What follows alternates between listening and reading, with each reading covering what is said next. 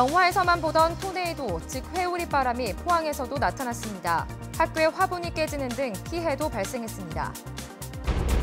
차기 회장 선임을 위한 포스코 임시주총이 내일 열리는 가운데 포스코의 최대 주주인 국민연금이 적극적으로 주주권을 행사해야 한다고 목소리가 커지고 있습니다. 해수부에서 개발한 해로드 앱이 해양 사고 발생 시 신속한 현장 접근에 큰 도움을 주고 있습니다. 여러분 안녕하십니까? 오늘도 날씨 소식부터 시작합니다. 지긋지긋한 찜통 더위가 언제까지 이어질까요? 네, 기상캐스터가 포항 철길숲에 나가 있습니다. 안수진 캐스터, 더위가 좀 꺾인다는 소식이 있습니까? 네, 저는 현재 포항 철길숲 음악분수대 앞에 나와 있습니다. 오늘 경주가 한낮 기온 38도까지 치솟으면서 무더운 날씨가 이어졌는데요.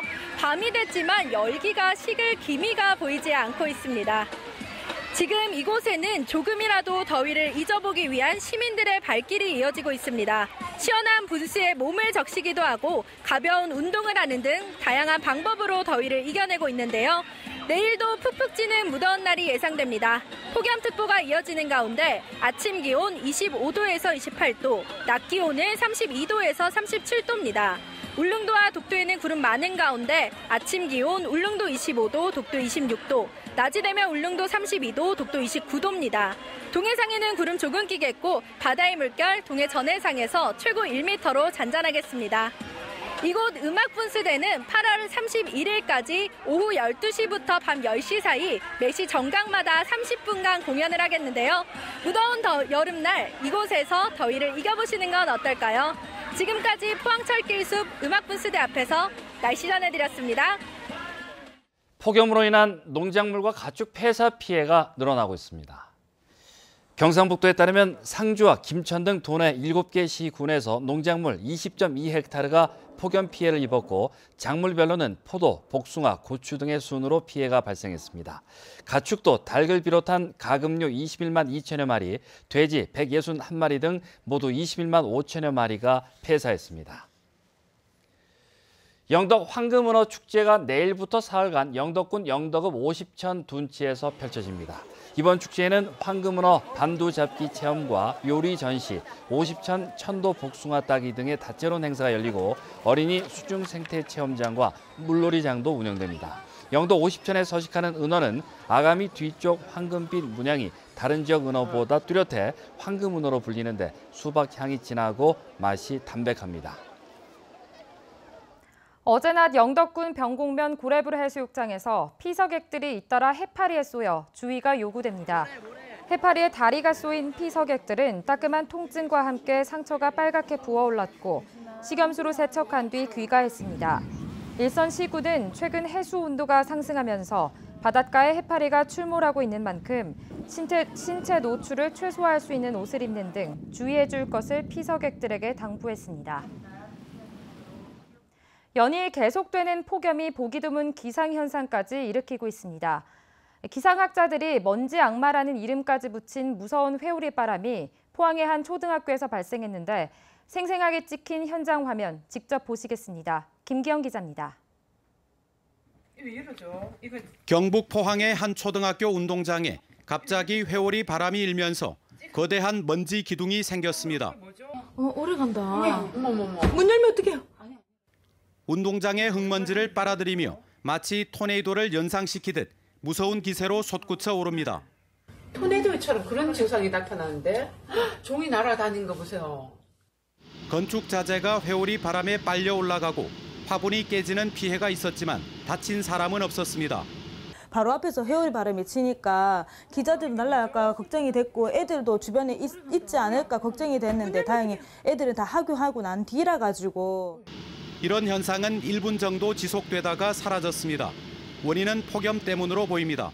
강렬한 햇볕에 지면 일부가 다른 곳보다 뜨거워지면 데워진 공기가 상승 기류를 일으키는데 이때 주변 공기가 돌면서 흙먼지를 끌어들여 거대한 먼지 기둥을 만들어내는 겁니다. 기상학자들은 더스트 데블, 먼지 악마라고 부릅니다. 먼지 회오리 현상으로 분석되는데요. 보통 더운 날 지표가 가열되면서 뜨거워진 공기가 상승할 때 발생합니다. 지속 시간은 길지 않고 주로 도심에서 일어납니다. 맑고 건조한 날 바람이 없는 곳에서 일어나는 현상으로 폭풍우를 동반하는 토네이도와는 다릅니다.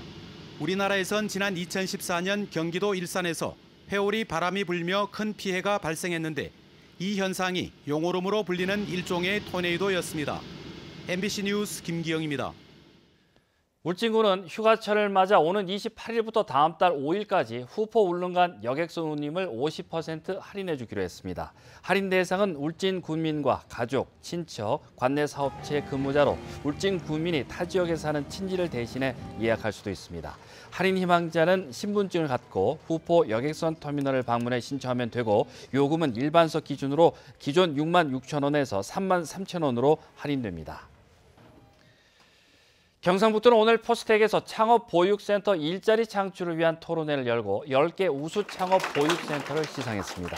최우수상을 받은 포스텍 창업보육센터는 기술 지주회사를 통한 독립적인 운영을 통해 39억 원의 매출을 올리고 142명을 고용하는 등 눈에 띄는 실적을 내고 있습니다.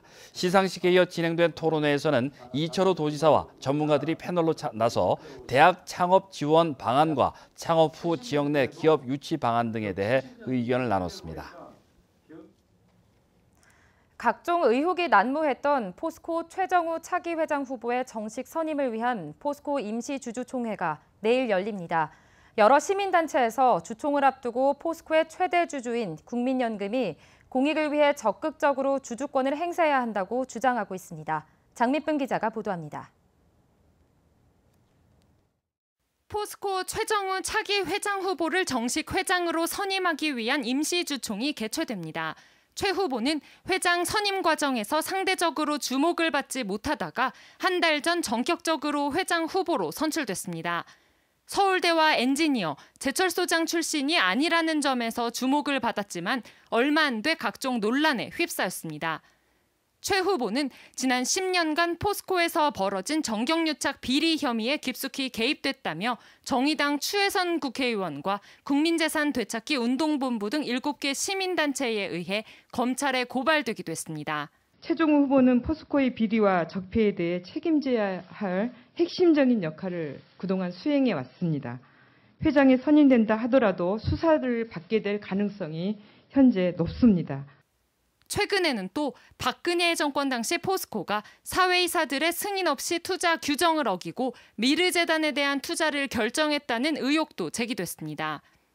이처럼 논란이 잇따르자 이번 주총에서 포스코 지분 10.82%를 가지고 있는 최대 주주 국민연금이 적극적인 의결권을 행사해야 한다는 주장이 나오고 있습니다.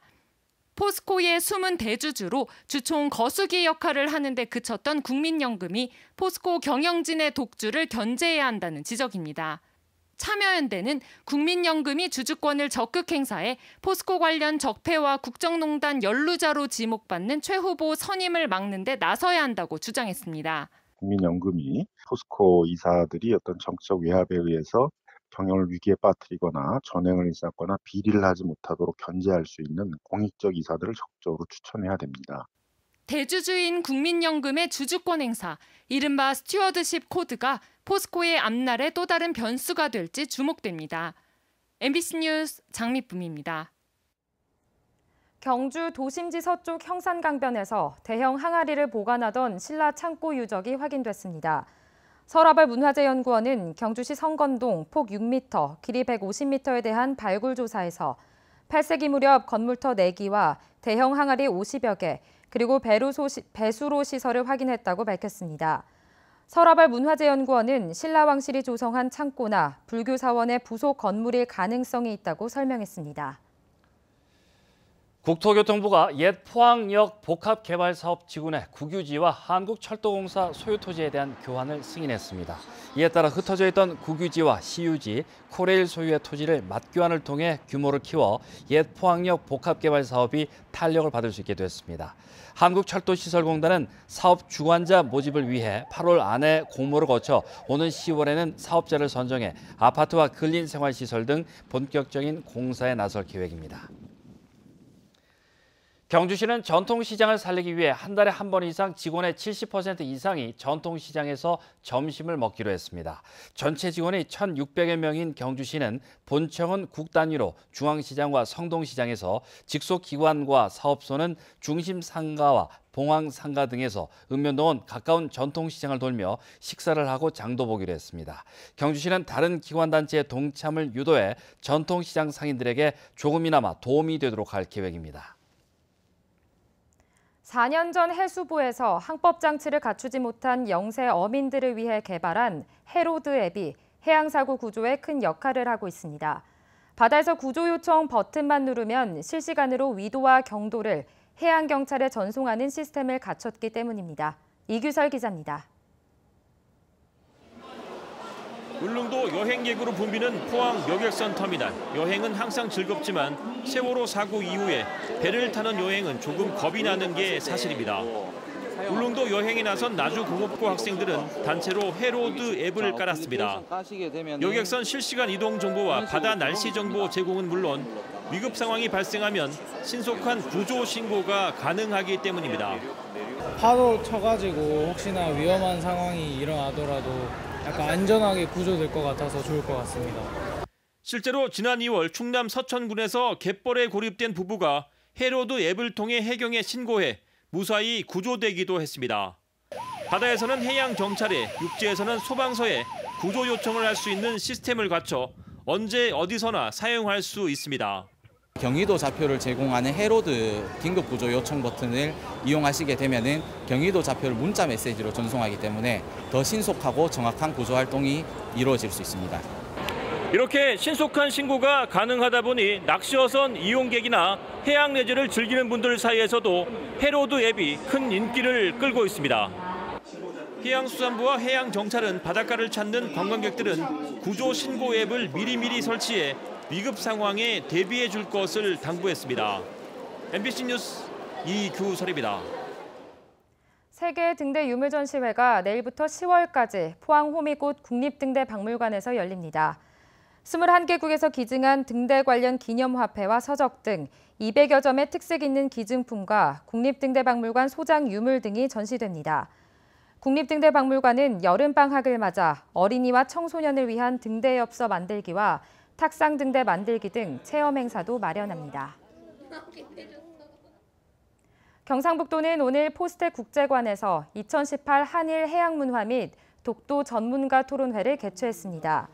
한국과 일본의 학자들은 한반도의 새로운 평화와 환동의 독도의 미래를 주제로 최근 급변하는 동북아 정세가 독도에 미치는 영향을 분석했는데 정재정 서울시립대 명예교수는 경북은 중국, 일본, 러시아 지역과 관계를 맺고 환동의 지역 리더가 돼야 한다며 강원도도 끌어들여 독도를 중심으로 환동의 번영에 경북도가 앞장서야 한다고 밝혔습니다. 폭염이 지속됨에 따라 국립경주박물관은 피서 성수기인 오는 28일부터 다음 달 5일까지 폐관 시간을 오후 6시에서 9시로 연장합니다. 국립경주박물관은 주중에 폐관 시간을 연장한 것은 이번이 처음으로 박물관은 이번 여름 휴가 기간 동안 음악회와 마술, 마당극 등 다양한 문화 행사를 개최합니다. 포항시립미술관은 미술 소장품 수집을 위해 작품을 구입합니다. 미술작품 판매를 원하는 작가나 소장가는 8월 3일까지 1인당 한 점씩 신청할 수 있는데 작품 가격과 구입 여부는 작품평가위원회 심의를 통해 결정합니다. 포항시립미술관은 그동안 철을 소재로 하거나 철과 관련된 작품을 주로 수집해왔으며 동시에 미술관 기획전 등을 통해 검증된 작품 확보를 위해 노력하고 있습니다.